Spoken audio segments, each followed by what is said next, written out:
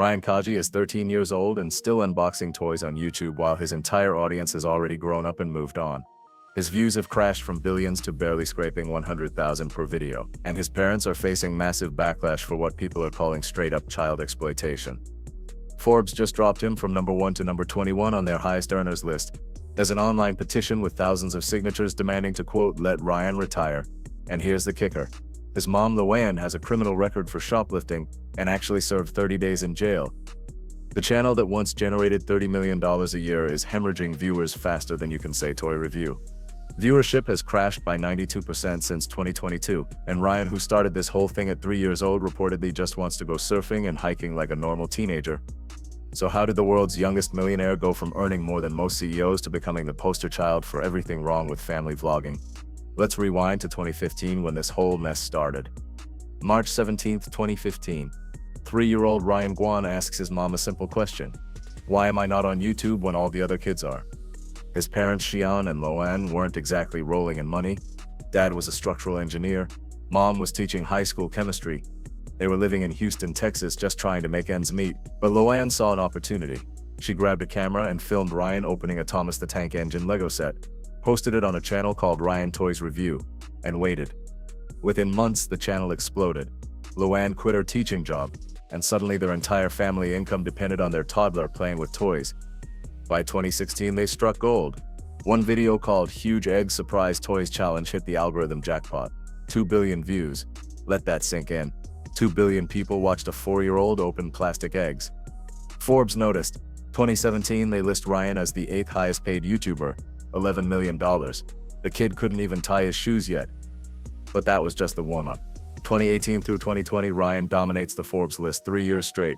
22 million, 26 million, 29.5 million. The family wasn't just making YouTube videos anymore. They signed with Pocket Watch, a kids media startup. Suddenly, Ryan's face was everywhere. Walk into any Walmart and there's Ryan's World toys taking up entire aisles. Action figures, slime kits, board games, even toothbrushes with his face on them. Nick Jr. gives him his own show, Ryan's Mystery Playdate. Video game companies release Tag with Ryan and Race with Ryan. Amazon creates a spy show starring him. By 2024, he's got his own movie in 2,000 theaters. The merchandising alone was generating $250 million in retail sales annually. The Kaji family was earning at least $25 million just from toy sales. This wasn't a YouTube channel anymore. It was a corporate empire built on a child's face. But here's where things get messy. August 28, 2019. A consumer watchdog group called Truth in Advertising files a complaint with the Federal Trade Commission. Their claim was explosive. 90% of Ryan's videos contained paid product promotions that weren't properly disclosed. They were targeting preschoolers who literally can't tell the difference between content and advertising. These kids thought Ryan genuinely loved every single toy he touched. The FTC starts investigating. Parents release a statement claiming they follow all regulations. But the damage was done. People started asking uncomfortable questions, like why is a 7-year-old working full-time? Why are his parents driving an $80,000 Porsche while claiming this is all for Ryan? And what happens when Ryan stops being cute? Well, we found out.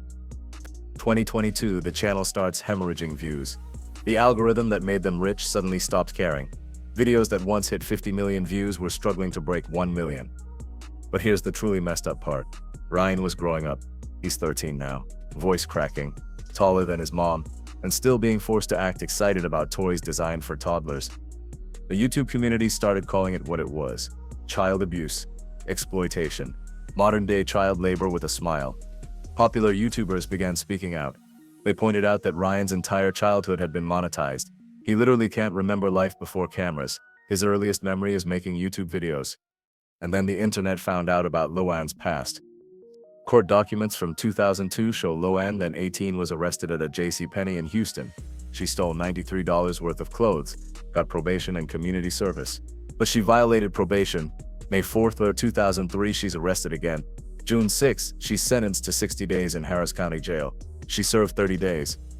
Suddenly everyone's asking the same question. Are Ryan's parents doing this for him or for themselves? The channel's desperate attempts to stay relevant are honestly painful to watch. They're recycling old content from when Ryan was little, using thumbnails of 5-year-old Ryan on new videos featuring teenage Ryan. It's like they're trying to freeze him in time.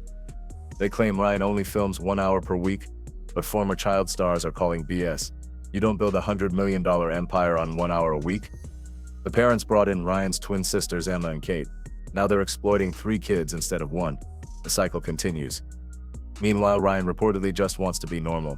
He's interested in surfing, hiking, playing video games that aren't sponsored, being a teenager. But his parents won't let him quit. They've built their entire lifestyle on his labor: $1 million house, luxury cars, a $1.2 million production studio. States are finally passing laws to protect kid influencers. California and Illinois updated their Coogan laws to include YouTube stars. 15% of earnings must go into a trust the parents can't touch. But Ryan's parents put 100% of his Nickelodeon earnings away. Sounds great, right? Except they control everything else. The YouTube money, the merchandise empire, all of it flows through companies they own. Financial experts estimate that Ryan's World brand is worth $100 million. Ryan's personal net worth is listed at $35 million, but he can't touch a penny without his parents' permission. 2024, they released Ryan's World, the movie. It bombs. Critics call it a soulless cash grab. Even his remaining fans are growing up and moving on. The channel now relies heavily on AI-generated content. They've created animated versions of Ryan to keep the young Ryan alive. It's dystopian, a digital ghost of a child who no longer exists. August 2024, someone starts a petition. Let Ryan's World retire. The description is heartbreaking. Ryan has been doing this since 2015. He's a teenager being forced to act like a toddler. His parents' greed is destroying his adolescence. Child psychologists are sounding alarms. Kids who grow up on camera often develop anxiety, depression, substance abuse issues. Their entire self-worth becomes tied to views and likes.